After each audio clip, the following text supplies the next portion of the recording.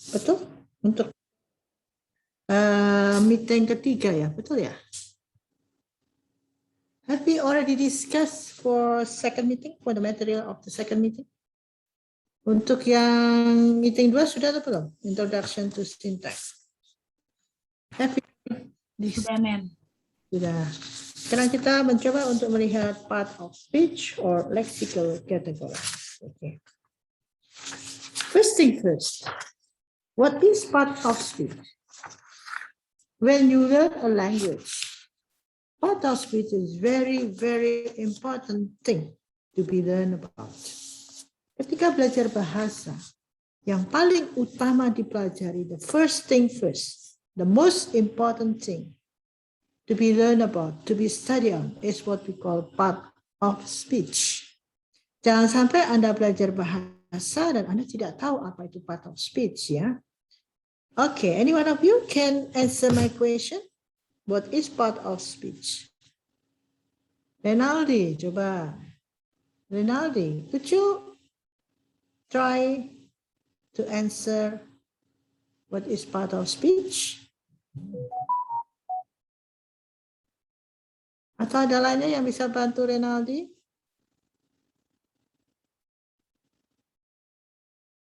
Sudah dapat PowerPoint-nya, tinggal baca toh? Ana, sorry. Apa itu part of speech? Buka PowerPoint-nya. Part of speech. Tinggal dibaca. Kategori kata-kata, ma'am. No, have you got materials for today? Sudah dapat materinya untuk hari ini, khususnya untuk PowerPoint-nya? Yes, ma'am. Ya. Apa itu part of speech? Part of speech is the basic sentence unit. That is very good. This is the answer. Yeah, correct answer. So because this is what we call basic sentence unit, that's why I just stated, clarify that part of speech is very, very important thing to be learned about, to study on when you are learning language, especially. Yeah. Adalah basic sentence. Yang paling mendasar dari sebuah kalimat adalah yang disebut dengan part of speech. In Indonesian, we can call it kelas kata atau kategori kata. Okay. Now, number 2. Talking about the part of speech, there are two approaches. There are two theories related with it that we can identify the part of speech. Bicara tentang part of speech, ada teori-teori yang dipakai yang mendasari pengelompokan kata itu sendiri atau pengkategorisasian kata itu sendiri. Apa itu? Two approaches to part of speech. What are they? Ayo, siapa yang jawab? Ayo, siapa jawab? Bentar.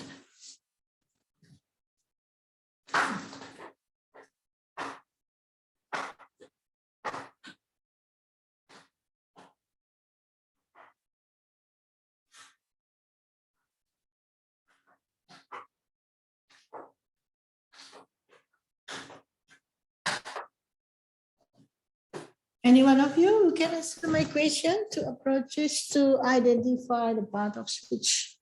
Apa teori part of speech? Halo.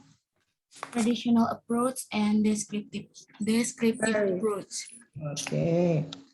Talking about the part of speech, we have two approaches. Ada dua pendekatan yang disebut dengan traditional approach and descriptive approach. Of course, you have to know what are they.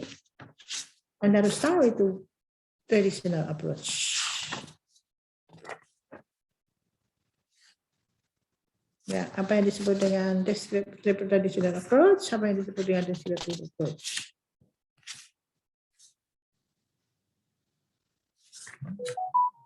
Traditional approach.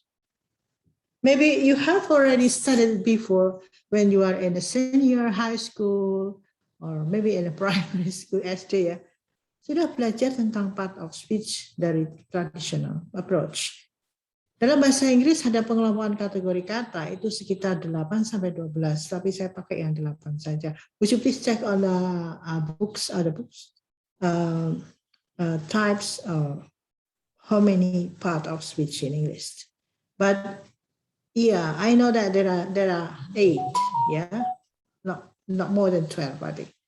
And those are what we call verb, noun, adjective, adverb, and pronoun, and etc. Okay, jadi itulah yang disebut dengan part of speech. Pengelompokan kata berdasarkan atas kelompok-kelompoknya. Ya, saya lihat dulu buku saya. Have you ever heard before that words? Pernah dengar kata-kata itu? Ada noun, ada verb, ada adjective. Have you ever heard before that?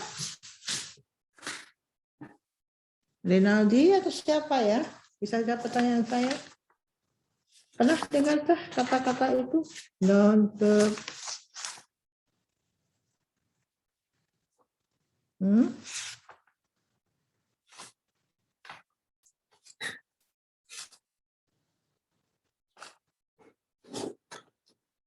Halo. Nah, ma'am.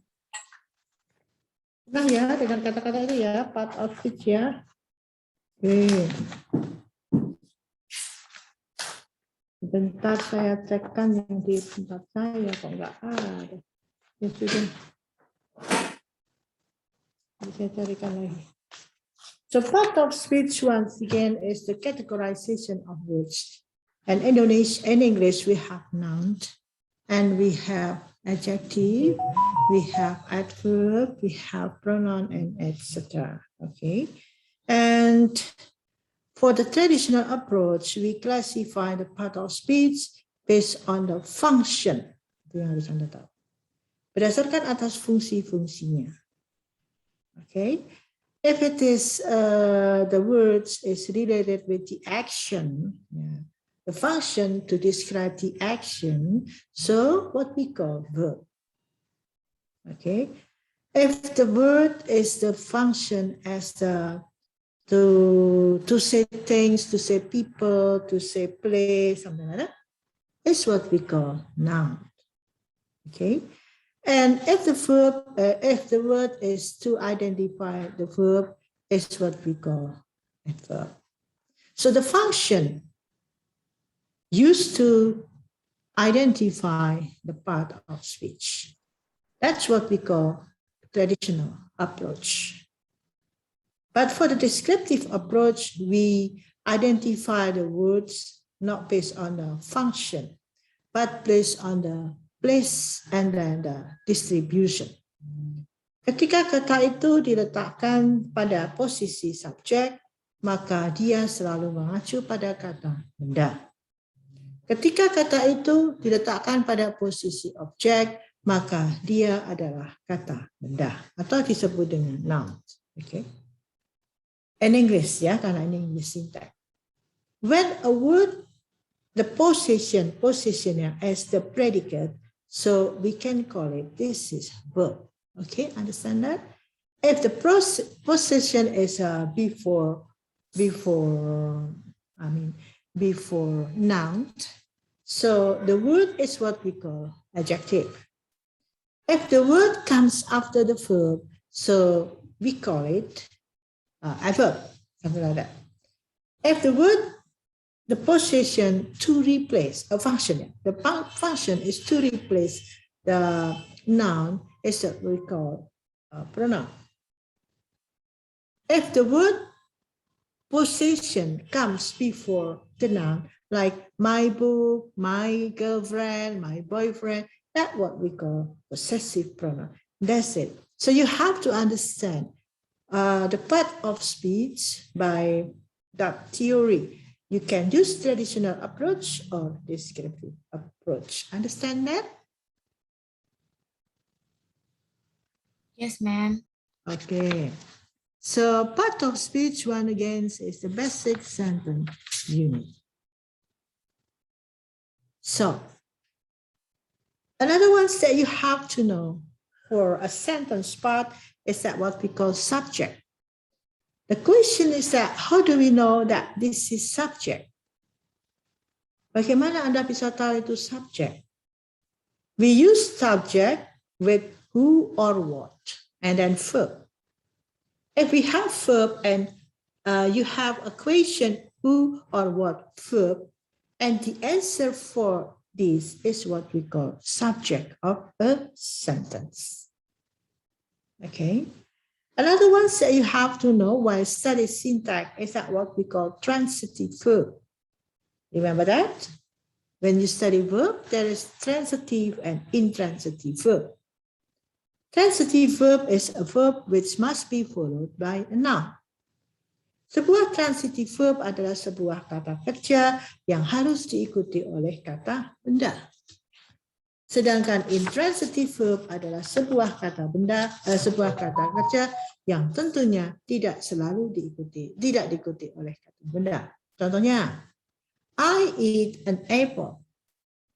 That's what we call transitive verb.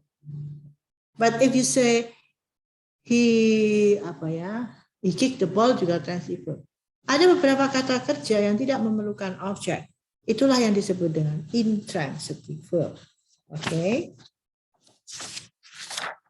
So another one that you have to understand to know how to identify the part of speech is that what we call syntactic frame. It means that you can identify words by you can understand the part of speech by identifying which words comes first, which words come before, and which words come after. Ya, ini di syntactic frame. Frame syntax, frame sentence.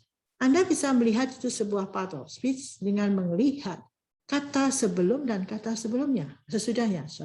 What we call precede or follow. Okay, it's the example. The word right. The word right is what we call verb.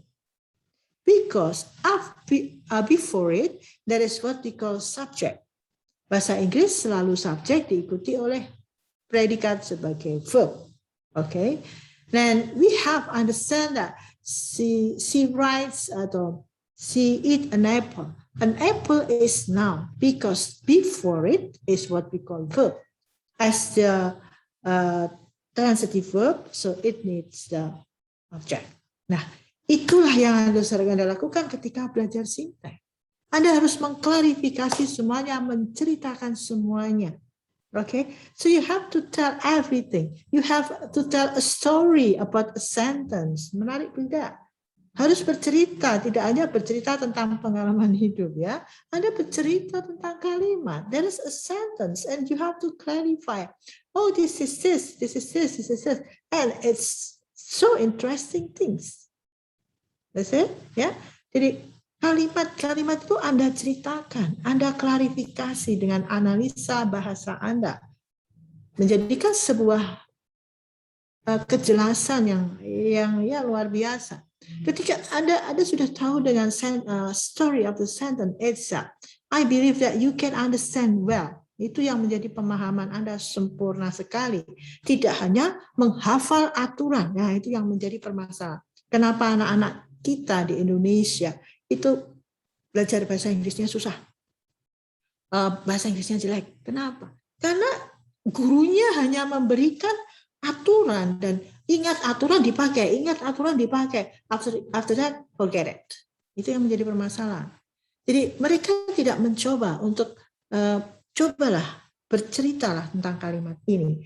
Jadi ketika Anda bercerita, Anda menemukan teori, Anda menemukan rules, Anda menemukan something which is interesting on the sentence, and then you remind it. I believe that this is lasting forever and ever.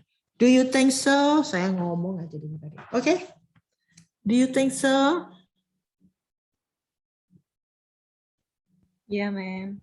Iya, betul ya. Jadi ketika belajar bahasa, nanti Anda menjadi guru bahasa Inggris misalnya, janganlah Anda melakukan hal ini. Misalnya, aturannya ini, latihan, aturannya ini, membosankan, boring sekali. Anak-anak didik Anda akan menjadikan bosan. Ya, kalau bisa ada tampilkan itu sebuah aturan dalam sebuah kemasan yang menarik, mungkin dalam digital, dalam media, media sekarang ini ceritakan tentang passive voice dengan cara yang menarik, dengan cara yang lively, something like that. Not just this is the rule, subject, predicate, object. Let us, you know well, okay. No, you do the exercise, finish. What happened? Forget it.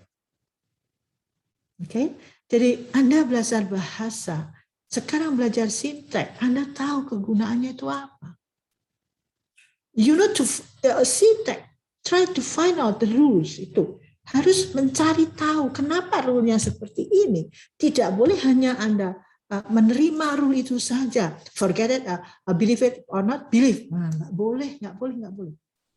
Anda seorang ilmuwan bahasa, Anda seorang linguist. Anda harus mencari tahu kenapa aturannya seperti ini. Oke, kenapa sebuah kata disebut noun? Kenapa sebuah kata disebut verb? You have to clarify it well and correctly by traditional or descriptive approach. Okay, don't just say, "Hey, this is verb."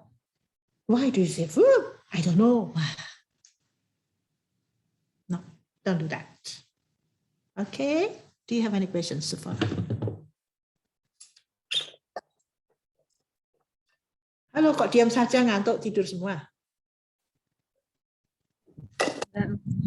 Atau Anda terpesona dengan keterangan saya? Sorry. Is it? Yeah? Okay. Now let us see for linking verb. Have you ever heard before the word linking verb or copula? Nah, dengar ada kata-kata linking verb atau copula? Pernah, men. Apa itu? Copula atau linking verb? Tak kenal maka tak sayang, is that right? Yes. Apa itu copula? Kata bantu, men.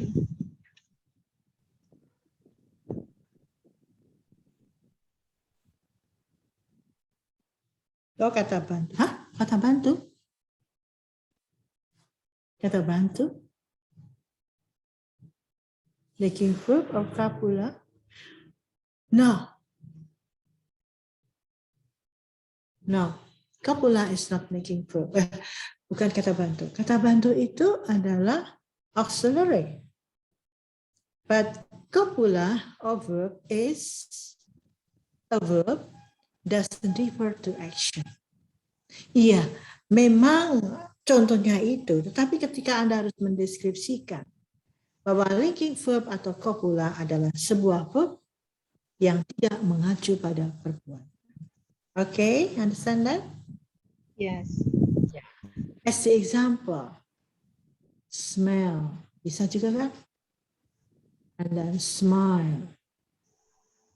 Atau to be is MR, itu adalah sebuah copula. Menghubungkan antara subjek dengan objek. Oke, ya. Setelah kita lihat yang selanjutnya adalah predicative adjective. Sebuah predicative adjective adalah, ini ada semua di PowerPoint loh, makanya saya minta Anda print out atau menyiapkannya. Predicative adjective adalah adjektif yang mengikuti sebuah linking verb. Contohnya,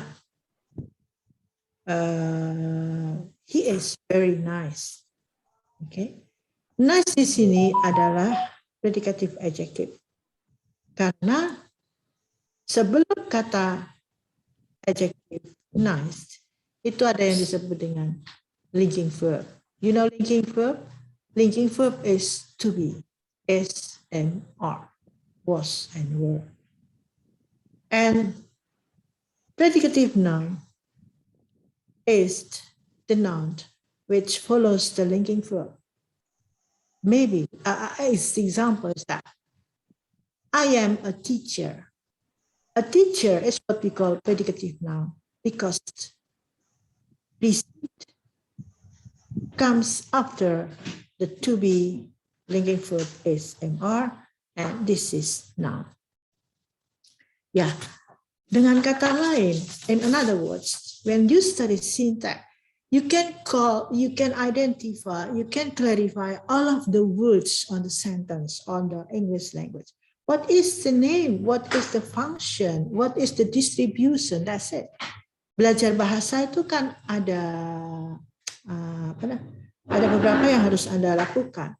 Mengetahui what is it, ya kan? Tanpa mengetahui Anda tidak bisa mengidentifikasikan. So what is it? Is it verb? How do we know that? Dalam belajar grammar Anda tidak bertanya itu, what is it? Oh, no. Okay, this is noun and you can use this noun. No. You never ask and check and recheck. Why we do call it verb? Why we do call it noun? Don't you think so? Apakah begitu belajar grammar Anda tidak pernah Anda tidak berpikiran tentang nalar logika Anda sampai pada pertanyaan kenapa ini noun, kenapa ini verb, kenapa ini adjective? Atau Anda cukup percaya dan Anda melakukan latihan? What do you think? Guntur.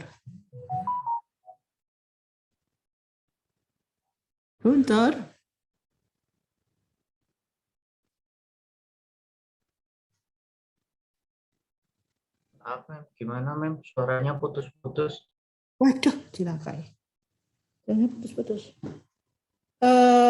Ketika Anda belajar bahasa, apakah Guntur pernah bertanya, kenapa ini noun, kenapa ini verb, kenapa ini adjective, something like that? Atau Anda percaya saja? Guntur, what do you do? What did you do? Kalau bertanya pernah, Mem. Soalnya kadang-kadang bingung yang noun, yang adjective yang mana, yang verb yang mana. Bertanya pernah. Jawabannya ada enggak?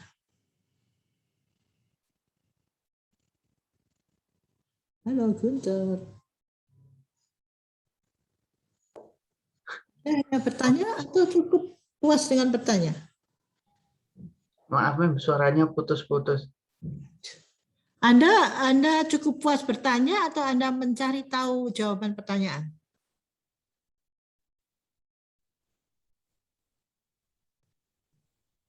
Which one?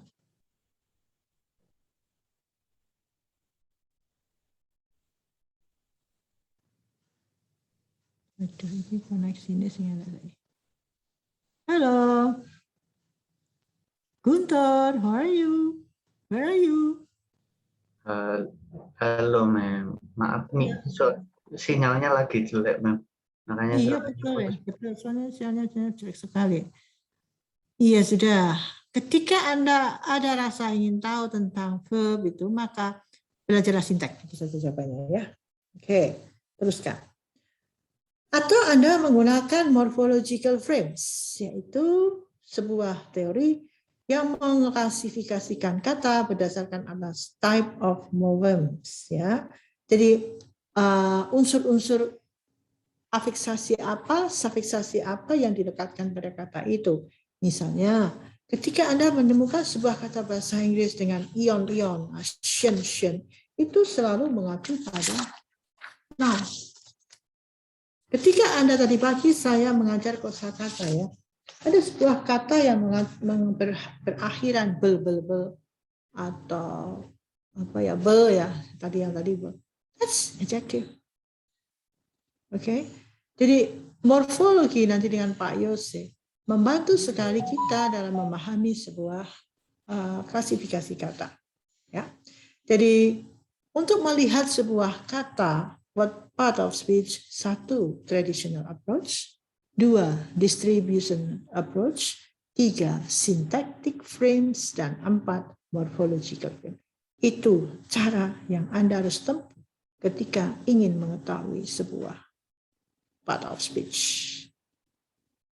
Oke, siapa yang bertanya? Nanti di Google dibuka ya kata kunci-kunci ini ya. Ada morphological frame, ada syntactic frames, ada apa tadi? Traditional approach, ada descriptive approach. Tolong dibuka di Google dan ditulis di buku workbook Anda. Nanti akan saya nilai ketika Anda rajin membuka informasi dari luar. Maksudnya di luar modul saya. Any question?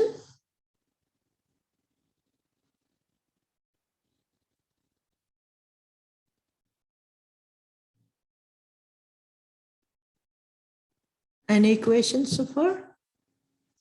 Not yet, ma'am. Oke. Apakah sinyal Anda juga jelek? Siapa ini? Romanika Yulia, sinyalnya juga jelek? Enggak, ma'am. Sinyalnya baik. Oh, berarti tempatnya si Guntur saja tadi ya. Ya sudah, Romanika, ada pertanyaan? Tidak, ma'am. Cukup jelas penjelasannya. Ya, itulah yang harus Anda ketahui ketika belajar sintak ya. Jadi Anda and requestion, answer question and requestion. Anda selalu bertanya dengan menggunakan analogi bahasa Anda, analisa bahasa Anda ya. Jadi, dengan kata lain, it's very simple things that you just tell the story of a language. Dan sini adalah English. You have to tell everything, clarify everything, describe it, everything. Okay? Tentunya ketika seseorang bisa mendeskripsikan, it means that she or he, they have got what we call the theory to tell about that. Kalau sudah bisa bercerita itu artinya Anda sudah tahu teorinya, toh. Tapi kalau Anda hanya memaham teori dan belum pernah sampai pada tahap bercerita, itu artinya Anda baru kenal. But if you have already tell the story of every sentence in English, you can do that. It means that you understanding. But when you just understand, you know the rules, the grammar, and tata bahasa, it means that you just know. Understand that? To know, to understand. Paham bedanya? Ayo, siapa tahu. To know and to understand, apa bedanya? Isra. Romanika, do you know what is the difference between to know and to understand? Buka kamus nanti. Halo. Romanika, can you understand that? The difference between to know and to understand? Kalau to know itu, ma'am, hanya mengetahui aja. Kalau to understand itu berarti mengetahui dan memahami. Oke, dengan pacar harus understand ya, nah hanya to know ya. Yes, ma'am. To understand, you have to know, you understand everything, the specification, the characters. Syntax belajar tentang itu. Kalau grammar belajar tentang to know, ya kan? Maka teori dan praktek. Nah, teorinya syntax. So to understand many things that you have to understand on a language. That's it. The distribution, the function, and for English, the part of speech, and something like that. Many things to do. Okay, so inilah yang kurang dipelihara, kurang dilakukan oleh guru-guru yang mengajar pada anak-anak. Sehingga, maaf ya, kemampuan anak-anak bahasa Inggris mungkin di Indonesia itu kurang begitu bagus karena hanya diberikan sebuah aturan, ini aturannya, latihan sudah cukup, lupa. Guru tidak pernah bercerita dengan caranya yang menarik tentang sebuah fenomena bahasa. Tidak pernah, karena apa? Gurunya tidak paham dengan ilmu linguistik, itu saja. Hanya tahu tata bahasa, tapi linguistiknya tidak tahu bahwa sebuah fenomena bahasa itu bisa ditampilkan dengan sangat menarik dalam sebuah cerita. Layaknya cerita-cerita yang lainnya. Oke, nanti Anda kalau jadi guru begitu ya, jadilah seorang guru yang pandai bercerita. Dan ceritanya adalah bahasa.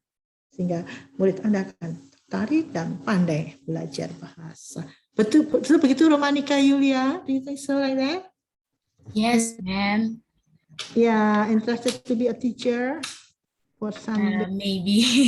Iya, Sunday sama. Ingat pesan saya ya, janganlah murid Anda diberikannya aturan main. Aduh, kasihan dia. Dan aturan itu disampaikan dengan tidak menarik. Waduh, itu juga kasihan sekali ya. Pakailah digital media teknologi untuk menyampaikan itu yang sangat menarik sehingga anak belajar tapi tidak merasa belajar, itu yang bagus, ya kan? Jangan dipaksa untuk belajar, mereka akan sangat stres dan tidak akan berhasil dalam proses belajar. Oke, jadi Anda sekarang tahu ilmu syntax is very important thing because we know well, we can clarify, we can tell the story of a language, especially English language, not just the rules, no. Oke, jadi itulah yang harus Anda lakukan sehingga saya harapkan Anda minggu-minggu depan lebih tertarik ikut kelas saya, bukan karena nilai, maaf. Bukan karena ingin nilai A. No, this is not the goal. But you take my class, you join the Zoom class for syntax because you want to understand what is really English language is. Okay, itu yang saya pegang. Jadi Anda belajar jangan hanya karena target, karena sudah KRS, mau nilai A, itu ada tidak bisa sempurna nanti, tapi Anda there is a sense of curiosity that you want to know about the English language, especially about the story of the English language. Saya tekankan the story of English language. Oke, kalau tidak ada pertanyaan, ya sudah. Saya selesaikan, ya kan? Do you have any question? Kok diam semua ya? Ngantuk atau bingung atau gimana nih? Halo? Halo? Is it confused or sleepy? No, ma'am. Oh, man. No. Is it interesting things to study syntax? Yes, of course, ma'am. Ya, menarik ya. Ini pakai Zoom tuh Anda nggak bisa melihat bagaimana saya mengajar dengan ya seperti itu ya. Jadi kalau saya mengajar di kelas biasanya saya membuat mahasiswa itu lalu wow begitu ya. Aduh, luar biasa nih ilmu baru. Ya, tidak lalu apa sih syntax? I don't want to study syntax. I don't come to my class. I don't want to study syntax class. But there is a sense of curiosity. Though sometimes you feel confused. Kadang-kadang tidak tahu, tidak apa-apa. Karena proses belajar dimulai dari kebingungan dan ketidaktahuan. Okay? If you have that, it's interesting. Because you want to find the answer, you want to find the information. Bingung dulu enggak apa-apa. Ya, saya percaya nanti nilainya semuanya bagus. Ya, oke. Untuk minggu-minggu depan masih ada bahan materi selanjutnya. Hanya sesudah mites nanti ada membuat tree diagram, ya, pohon kalimat. Sesudah Anda bercerita bahwa ini subjek, ini predikat, distribusinya begini, fungsi-fungsinya, you have to make a diagram for it. Not just tell the story. You have to make a diagram. That's a beautiful diagram of language. Like we have in a chemical study. Ya, seperti dalam ilmu kimia. But in chemical study we have NO2, HCl, dan apa itu ya, saya nggak tahu. Tapi di dalam ilmu bahasa, syntax nanti tidak disebut itu, tapi nanti ada unsur penyebutannya adalah ADG, adjective, noun, and adverb, verb, sampai ada. But the diagram is very interesting things, really. You break down the words, you break down the sentence into parts of it. Anda memecah-mecah kalimat menjadi bagian yang paling kecil. Kemudian Anda mencoba menampilkan dalam sebuah diagram, tree diagram. That's very interesting things. Nice thing. Okay? Anda akan bisa melakukan itu nanti sesudah mites. But first thing first, before you make the diagram, you have to know well what is it and what is that. Begitu kan? Anda buat diagram tidak tahu ini kata apa, wah, nanti masalah masuk kamar. Ternyata noun, ternyata verb, ternyata adjective, waduh, nggak karuan diagramnya pusing nanti diagramnya ruwet gitu. Ya. Jadi sebetulnya kategori hari ini bicara tentang part of speech, arahnya itu akan mengacu pada tree diagram, pohon kalimat. Ya, tapi sebelum membuat pohon kalimat, saya beri contoh, saya beri saya beri pengajaran tentang strukturnya. Strukturnya dibuat dulu, aturannya dibuat dulu, baru sesudah itu aturan menjadi sebuah Tridaya.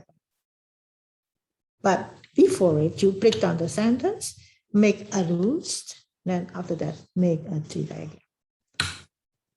Can you imagine that you will study about that? Apakah Anda membayangkan mau belajar seperti itu untuk sintaks? No?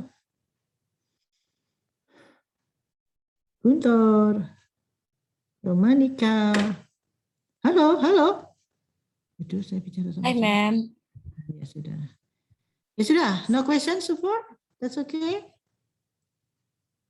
Oke, ma'am. Yeah.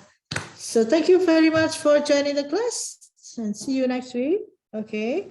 With the different topics, and stay healthy and say bye-bye. Have a nice day. Thank you very much, ma'am. Stay healthy. See you. Okay. Thank you, Renaldi, for